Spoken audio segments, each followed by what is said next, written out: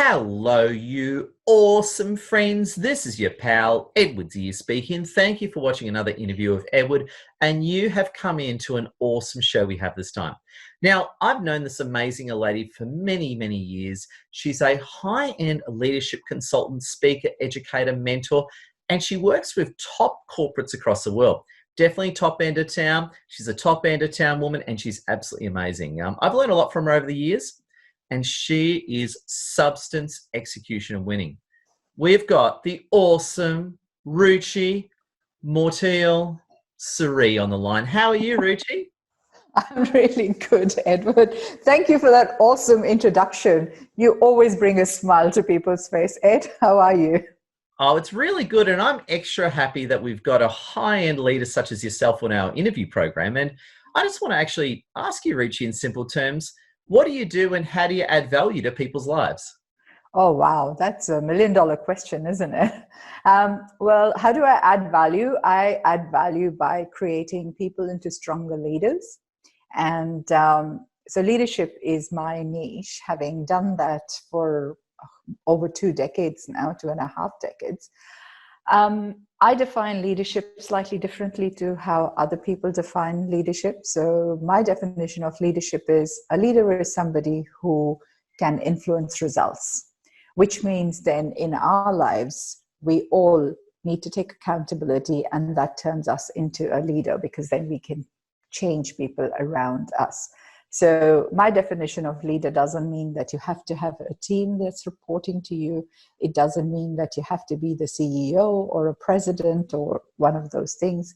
It is a very simple definition that wherever you are, whoever's around you, you can create an influence and make them follow your thought And I've got to say, I love your definition. I couldn't agree more. And I know we've all seen this. You'll go to a big office where you'll have the so-called manager who's the leader, but yet it'll be like the 21-year-old receptionist who's the real leader in the organization that pulls the influence. Have you seen scenarios like that? Absolutely, absolutely. Because what happens is we get so caught up in our own insecurities as human beings and our own ego trips. We just forget to be human.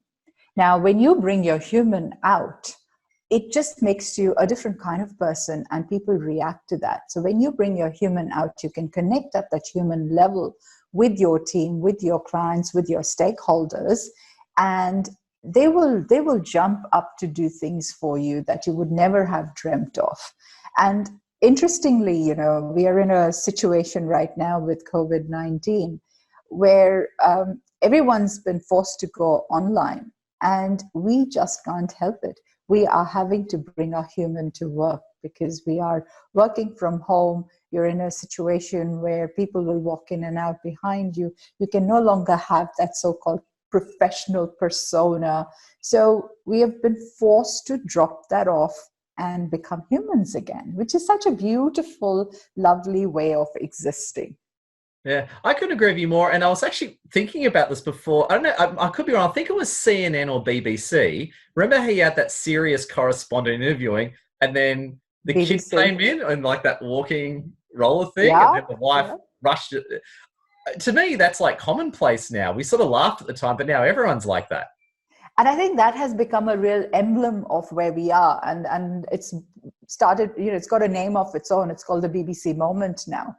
A BBC moment. BBC moment. Because, oh, nice. So, and you're right, and that is happening. And that was really important to, you know, have happen because we are at a point where we are struggling with so many stresses in our lives because we are told we need to be this and we need to be that and we need to be, you know. So we're forgetting to be ourselves. And if we can't be ourselves, then we can't bring our best in to work, to life, to living, really. And work is a form of living. It is part of our life. It's not disconnected. So we've been struggling with work-life balance for years now. And that is because we are splitting ourselves into two. We've got the work persona, and then we've got what we call our personal persona, and then we're trying to match them up, and then we're trying to balance them. And in trying to take away the stress, we're actually adding multiple layers of stress on top of that because We're trying to balance things. Instead, if we just look at work-life integration, so we've got ourselves. It's me who's going into work, and it's me who's at home, and it's me who's meeting friends. It just becomes a different mindset. And with this, these BBC moments everywhere, with us being online from home and people walking in and out, it's just gone away. There is just me now. Yeah, I got to say, it's really brought the authenticity of the world to the surface. And I know you're already answering this question, but I wanted to ask you a bit deeper. How have you seen the whole COVID-19 coronavirus? How have you seen that impact the world in addition to the great points you've already been making? Well, it's interesting. I was talking to somebody, a very senior colleague of mine, and this was, I have to admit, it was at the beginning of this whole COVID-19 restrictions. And I was just talking to him about the positives, because I was saying, yes, we're in a difficult situation, but I'm seeing a lot of positives come out of it. And he said, how can you say that? So then I started talking to him about where the positives were. And he said, you know what? You've changed me. You've changed my thinking, and I agree with you. And he said, thank you. It's so good to see you're still positive about things. But for me, that's exactly what has happened. Yes, we've got a lot of suffering happening outside, and we need to be very mindful of our own actions. But that in itself is a very positive thing, because just by being at home, just by being isolated, the contribution that we are making to the society is immense. Where before have we said that stay away and that will be a contribution? Contribution has always been come to the party and you're contributing. No, now we are contributing by staying away. And interestingly, the world has become even more connected. I would have, in the past few months, I would have had to make time to come see you. You would have had to make time to come see me. We would then have worked out, when are you available, Ed? When are you available, Ruchi? Where shall we meet, etc. So that whole equation's gone. It's like, Ruchi, are you available? Ed, I'm available. All right, let's do a Zoom call. Yeah. I'm meeting family and friends I haven't met in years, just because we're starting to do Zoom calls as family or Zoom calls as friends. And suddenly you realize, oh, hang on, we could have done this even last year, but it didn't enter our minds because you have to wait to get an airline ticket, or you have to plan a whole huge road trip. All of that's been taken away. So we've become an even more connected place despite the social distancing. And that in itself is a paradox. But that's a positive paradox. I think that's what we should be focusing on. And I couldn't agree with you, because at the end of the day, a Zoom between someone who lives next door to you or someone who lives in North America or the Middle East takes as much work. It's as difficult. Exactly. It's Absolutely. a real neutralizer of things. I love where you're going with this one. And I was just going to say, in all that, what is your advice to individuals and companies right now to make the most of the whole COVID-19 corona situation? That's an interesting question, Ned, because I've been running webinars recently, just inspired by the pain a lot of my colleagues and friends have been going through. The webinar series is called Building Resilience. I will be putting it out there the next few sessions on LinkedIn so people can attend if they're interested. But Building Resilience is all about focusing on just chunk down your world. Right now, there is so much information overload happening with the COVID-19. And because of social media, there's so much fake news happening. You don't know what is real. You don't know what is, the truth. So we're just getting bombarded left, right, and center by all this information. And at some point, people are starting to drown. Not everyone is born with this resilient muscle, which is understandable because we all come through different experiences. So if we can just chunk it down, just focus on what is within your control and within your influence, and just work on that. Don't worry about the world. The world will look after itself. That's not our job. There are many people out there trying to fix the world. If we can just fix our little life and our little boundary within our influence and our control, that would be a really great start. And I think that would be my advice to people who are starting to get overwhelmed with the current situation. I couldn't agree with you more. And to me, it's practicing what you preach. How can you preach saving the world if you can't clean up your own backyard? Absolutely, absolutely. And there are so many people trying to save the world. Let them have that moment of glory. Yeah, yeah, and I love it. I think that's a very strong way of putting it. So I want to go back a little bit because I've spoken to a lot of other brilliant people like yourself lately, and I'm not the one. Now, again, I'm obviously the one who who supports Trump and preaches fake news. But for once in my life, I'm not the guy bringing up fake news. Like, it's kind of funny. For the past few years, I was always the guy talking about fake news. I'm not that guy anymore. Now everyone's talking to me about fake news. Right? Yes. People are telling me about it. It's like the tables have turned. With fake news, what's your advice to people to inoculate themselves against the brainwashing of fake news? How do you help people handle that, especially people who are sort of caught up in that poisonous zeitgeist like I used to be? Yeah, look, that's a hard one. It's a hard one because you don't know what is fake and what is real. You're getting things from so-called established newspapers and news agencies. They look really legit. You may not have heard of them, but they've got proper banners and it looks legit. So you believe it. So it's human nature to start believing anything that comes through your feed.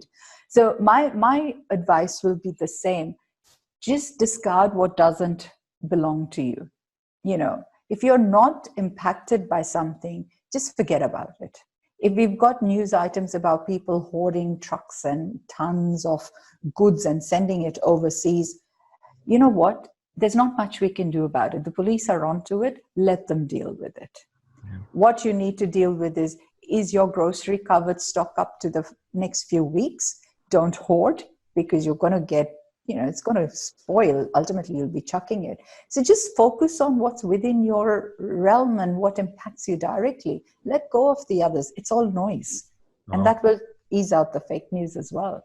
I love how you put it, Ruchi. And I want to ask you more about that. I think you've given a great answer on fake news in the individual. And again, this is going straight into your specialty. What's your advice to companies who manage team, where they got now people working from home? What's your advice to helping companies manage teams in this crazy new world? How does it work from that organizational leadership point of view?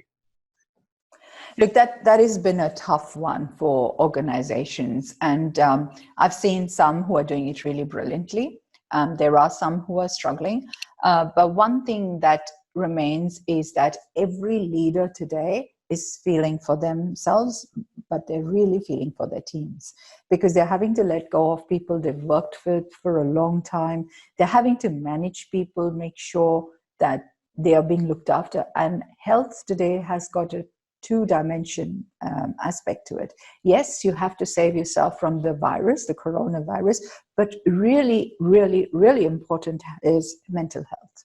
So a lot of the organizations are focused on the mental health aspect right now. My advice to people who are struggling with their teams is just be human, be honest. Let them see your position as well. Let them see your suffering or your mental dilemmas. Put it to the teams and become closely connected. Do it in a sustainable way. Have a lot of one-on-ones with your team members. Ask them how they're doing, not just work-wise, but mental health-wise. How are they coping with being with the family 24/7? And that's a really good question to ask because we generally shy away from personal questions because we think, oh, that's intruding in their privacy and things like that. But today there is no such thing. Like I said, it's the one person. You are sitting at home, your work is at home. So please be honest and do ask your employees, how are they feeling? How are they doing at a personal level? How are they coping? Is there any help they need? Is there any, maybe you can just have a quick chat. They have something that they want to get over and, off their chest. There's nobody else they can talk to. It would be so beautiful if you were that person that they could turn to. So when you start taking care of their mental stresses, you are releasing their energy to be more effective at work. And the second thing is ask them about tools. Do they have the right tools to be able to do the job that you need them to do? Do they have adequate laptops? How's their broadband connection? How are they doing with network, etc., etc.? The other thing that a lot of companies are starting to do is virtual team meetings. You have your virtual Friday drinks. So host one, the first one will be absolutely rubbish because it's really hard to have 30, 40 people on a call and have fun. But someone will take a lead. The next one will be more organized. You can make a person in charge. There are so many online games today that people, are picking up and running with. So just bring that template into into your team structure. And really, I can't, overestimate the need to be human at this point. Bring your best human forward is my best advice. Oh, that's brilliant, Ruchi. And I love where you're taking this. And as we wrap up this amazing discussion, what additional thoughts and advice do you have for companies and individuals to not only survive, but thrive in these changing times? Look, that is my advice. My other advice would be take the opportunity because whether we admit it or not, we have freed up a lot of time. Most of us have, because we don't really need to go take transport to our place of work anymore. You're spending less time having to dress up adequately, make lunches. All of that is gone away. Yes, some time is being taken away because now you're having to do extra housework. So there are all those things. But I think net, we have freed up time. So use that time sensibly. Is there a new skill set you could pick up? Is there something different that you can do? So do it. Personally, for me, what has changed is that, as you know, I've been doing a lot of training face-to-face. And for years, I was advised and I was, toying with the idea of going online. But this has given me the opportunity, and I call it an opportunity because I wouldn't have done it any other way. So I'm going online with my training programs, and I'm launching my first batch next week. So if we look, there is opportunities everywhere, despite the situation, despite the suffering. If we just park ourselves for a moment and reframe our mindset, we will start seeing the positive opportunities that, it's time to pick up and run with. Oh, that's wonderful, Ruchi. And I was going to say, how exactly do you help companies and individuals? So if someone's watching this and they love what you're about, firstly, how can they get in contact with you, and how can you help them? What programs and technology do you have? So you can get in contact with me via LinkedIn, via my website, via my email that, Ed, you've got all details of, so it's best to just put it with the correct spelling. So any of the social media platforms I'm available on. How do I help companies? So I run programs, training programs. I do individual mentoring. The program that I'm launching online is called Impactful Leaders Program. It is open for anybody. It is going to run for 6 months. It has an online component, which is essentially training videos, so delivering content.